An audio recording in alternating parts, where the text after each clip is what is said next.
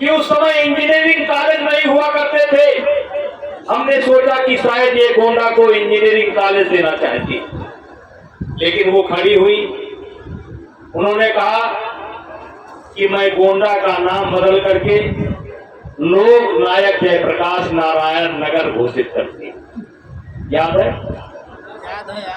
मेरे भाइयों, गोंडा जिले के सारे एमएलए बैठे थे, सारे एमपी बैठे थे, सारे नेता बैठे थे,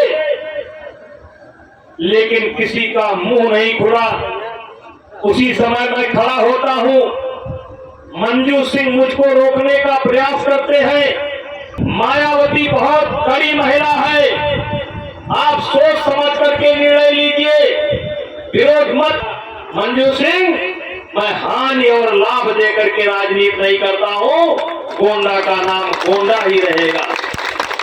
के सामने खड़ा हो गया, आप लोग गवाह हैं।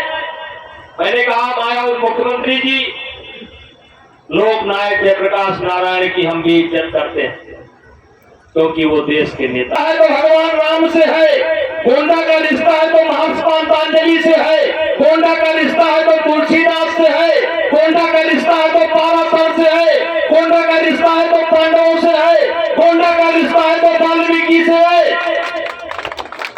हमने कहा लोक नायक जयप्रकाश नारायण का ना यहाँ सवाल था, इसलिए मायावती जी ने कहा मेरे बच्चों तुम लोग भर की बात है। मायावती जी ने कहा जो हो गया हो गया। मायावती जी, इस शरीर में खून का एक भी कतरा का शेष रहेगा तो इस राम को नहीं होने देगा। ने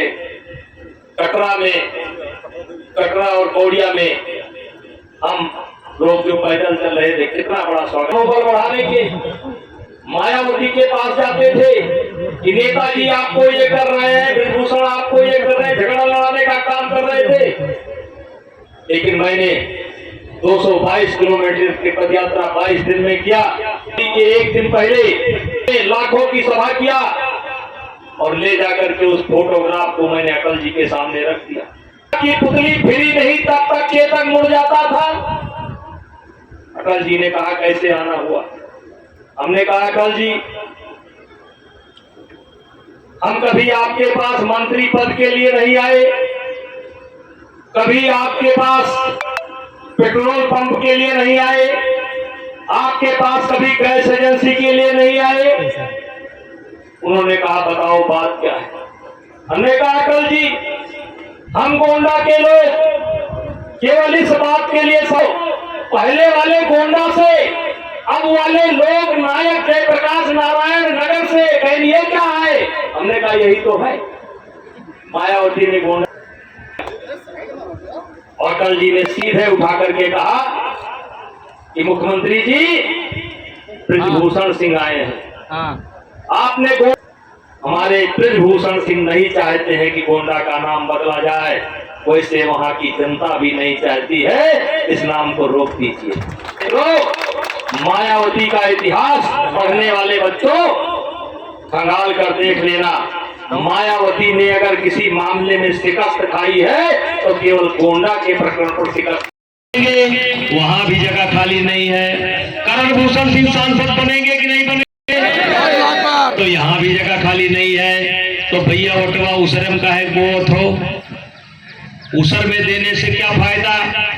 ना वोट मांगने आए हैं ना आएंगे भी नहीं, हम ही लोग आएंगे। इसलिए आप लोगों से आग्रह है, बीजेपी के राज्य में जो सड़क बनवाई गई उस पर आप भी चलते हैं, उस पर आप भी मजा लेते हैं। मोदी जी ने जो योजनाएं चलाई उसका भरपूर आपको लाभ मिलता है, योगी जी की योजनाओं का भरपूर लाभ मिलता है। और करण जीतने वाले हैं, मोदी प्रधानमंत्री बनने वाले हैं, तो बहती गंगा है, यही में हाथ धोए लो, टेढ़ी में डूब के न मारो, टेढ़ी पानी साफ नहीं है। ऐसा ही देखिए, भारतीय जनता पार्टी ने हमारे बेटे करण भूषण सिंह को लोकसभा का उम्मीदवार बनाया है और ये सब हमारे पुराने लोग हैं, चिर परिचित हैं। आज इनके बीच में हम करण भूषण सिंह और भारतीय जनता पार्टी के लिए अपील करने के लिए आए हैं। पिछला चुनाव 2,87,000 से जिता करके इन लोगों ने हमको भेजा था, इस बार 5 लाख से ऊपर चुनाव जिता करके ये लोग भेज रहे हैं। ये रमेश लोहार है, हरियाणा कुश्ती संघ के अध्यक्ष है और वहाँ विश्वकर्मा समाज के अध्यक्ष भी है।